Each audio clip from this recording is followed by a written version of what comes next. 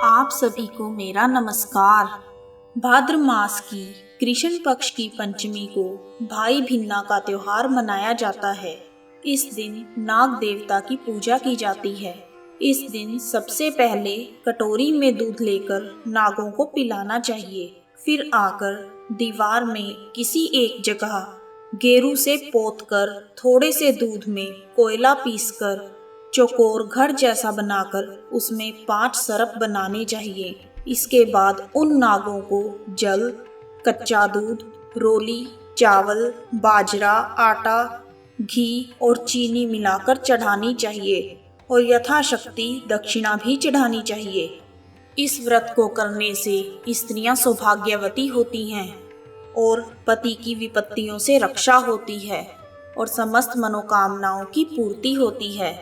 कुछ स्थानों पर भाई भिन्ना की पूजा करने के बाद बहनें अपने भाइयों को टीका भी लगाती हैं तथा स्वयं चना और चावल का बना हुआ बासी खाना खाती हैं और भाई अपनी बहनों को अपनी शक्ति के अनुसार भेंट देते हैं। आइए शुरू करते हैं भाई पंचमी और भाई भिन्ना की कथा। एक बार की बात है, एक सेठ के 7 बेटे थे। 7 के विवाह हो गए थे। सबसे छोटे बेटे की पत्नी विदुषी और सुशील थी, परंतु उसका कोई भाई नहीं था।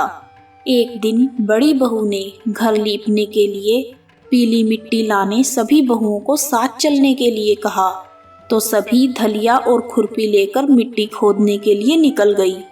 तभी वहां एक सरप निकला, जिसे बड़ी बहू खुरपी से मारने लगी।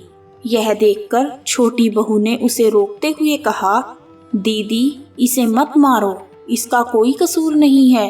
यह सुनकर बड़ी बहू ने सरप को नहीं मारा और तब सरप एक ओर जाकर बैठ गया।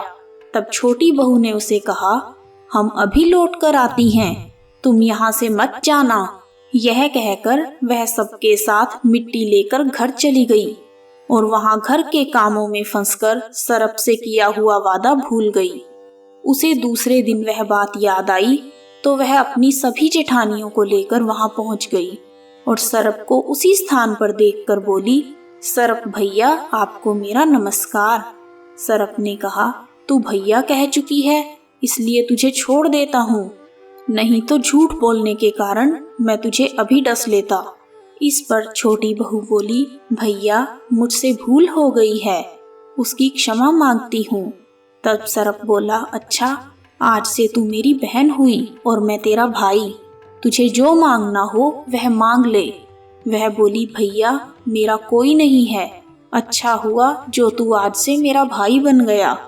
कुछ दिन बीत जाने पर वह सरप मनुष्य का रूप रखकर उसके घर आया और बोला, मेरी बहन को भेज दो, मैं उसे मायके लेकर जाऊंगा। सबने कहा, इसका तो कोई भाई नहीं था। तो वह बोला, मैं दूर के रिश्ते में इसका भाई हूँ, बचपन में ही बाहर चला गया था। उसके विश्वास दिलाने पर घर के लोगों ने छोटी बहू को उसके साथ भेज दिया। उसने मार्ग में बताया कि मैं वही सरप हूँ, इसलिए तू डरना मत और जहाँ चलने में कठिनाई हो वहाँ मेरी पूंछ पकड़ लेना। उसके कहे अनुसार छोटी बहू ने वैसा ही किया और इस प्रकार वह उसके घर पहुँच गई। वहाँ के धन ऐश्वर्य को देखकर वह हैरान हो गई। एक दिन सरप की माता ने उससे कहा, मैं एक काम से बाहर जा रही हूँ, तू अपने भाई को ठंडा दूध पिला देना। उसे यह बात ध्यान नहीं रही और उसने गर्म दूध ही पिला दिया, जिस कारण सरप का मुंह बुरी तरह से जल गया। यह देखकर सरप की माता बहुत दुखी हुई और गुस्सा हुई, परंतु सरप के समझाने पर वह शांत हो गई। तब सरप ने कहा, बहन को अब उसके घर भेज देना चाहिए। तब सरप और उसके पिता ने उसे बहुत सा सोना, चांदी, जवाहरात, कपड़े आदि देकर उसे उसके घर पहुंचा दिया। इतना ढेर सारा धन देखकर बड़ी बहू को जलन हुई और उसने कहा, तेरा भाई तो बड़ा धनवान है, तुझे तो उससे और अधिक धन लाना चाहिए। सरप ने जब यह बातें सुनी तो उसने और वस्तुएं सोने की लाकर उसे दे दी। यह देखकर बड़ी बहू ने कहा, इन सभी चीजों को झाड़ने के लिए झाड़ू भी सोने की होनी चाहिए। तब सरप ने झाड़ू भी सोने की लाकर रख दी। सर्प ने छोटी बहू को एक हीरे और मणियों का अद्भुत हार दिया। उस हार की प्रशंसा उस देश की रानी ने भी सुनी और उसने राजा से कहा, सेठ की छोटी बहू का हार यहाँ आना चाहिए।